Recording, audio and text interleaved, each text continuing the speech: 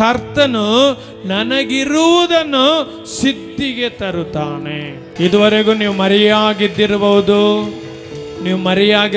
ನೀವು ಅನೇಕರಿಗೆ ಗೊತ್ತಿಲ್ಲದೆ ಇರಬಹುದು. ದೇವರು ನಿಮಗೆ ಏನೆಲ್ಲ, ನಿಮಗೆ ಜ್ಞಾನ ಇದೆಯಾ, ದೇವರು ಆ ಜ್ಞಾನನ ಸಿದ್ಧಿಗೆ ತರೋದಕ್ಕೆ ಹೋಗ್ತಾನೆ.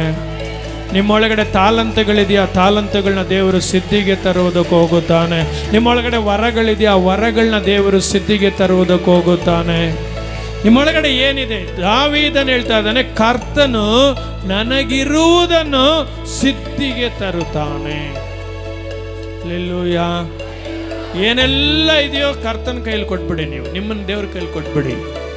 ದೇವ್ರ ಈ ದಿವಸಗಳಲ್ಲಿ ನಿಮ್ಮನ್ನು ಸಿದ್ಧಿಗೆ ಅಂತಂದ್ರೆ, ಸಿದ್ಧಿಗೆ ಅಂತಂದ್ರೆ ಏನು, ಸಿದ್ಧಿ ಅಂದ್ರೆ ಏನು, ನಿಮ್ಮನ್ನ ಪ್ರಖ್ಯಾತಿ, ನಿಮ್ಮನ್ನ ಫೇಮಸ್ ಮಾಡಕ್ ಹೋಗ್ತಾನ. ನೀವಾಗ ಆಗಲ್ಲ ರೀ, ನಾವಾಗ ಯಾರು ಆಗಕ್ಕಾಗಲ್ರಿ. ಅದಕ್ಕೆ ದಾವೀದನು ಹೇಳ್ತಾನೆ, ನನಗಿರೋದನ್ನ.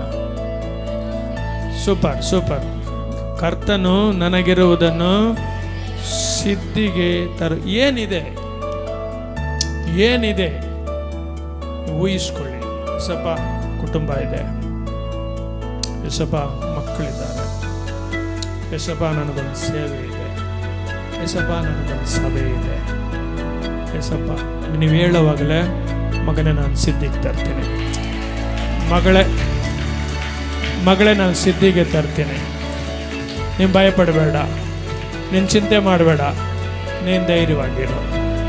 ಯಾರಾದರೂ ಇಲ್ಲಿ ಸೋತೋಗಿ ಕೂತ್ಕೊಂಡಿದ್ರೆ ಮುಂದೆ ಹೆಂಗಪ್ಪ ಅಂದರೆ ಧೈರ್ಯ ಬಿಡಬೇಡಿ.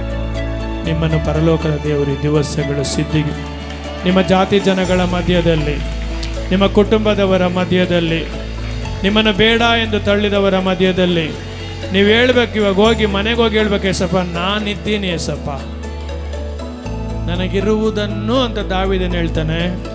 ನಾನು ಯೇಸುಗೆ ಹೇಳ್ತಾ ಇದ್ದೀನಿ, ನಾನಿದ್ದೀನಿ ಏಸಪ್ಪ, ನನ್ನ ಹೆಂಡತಿ ಮಕ್ಕಳಿದ್ದಾರೆ ಏಸಪ್ಪ, ನನಗೊಂದು ಸಭೆ ಜನ ಇದ್ದಾರೆ ಏಸಪ್ಪ, ಇವರೆಲ್ಲರೂ ಸಿದ್ಧಿಗೆ ಬರಬೇಕು ಏಸಪ್ಪ. ದೇವರು ವಾಗ್ದಾನ ಮಾಡ್ತಾ ಇದ್ದಾನೆ, ನಾನು ನಿಮ್ಮನ್ನು ಸಿದ್ಧಿಗೆ ತರುತ್ತೇನೆ. ಚೆನ್ನಾಗಿ ಕೈ ತಟ್ಟಿ ದೇವ್ರನ್ನ ಮಹಿಮೆ ಪಡಿಸಿ.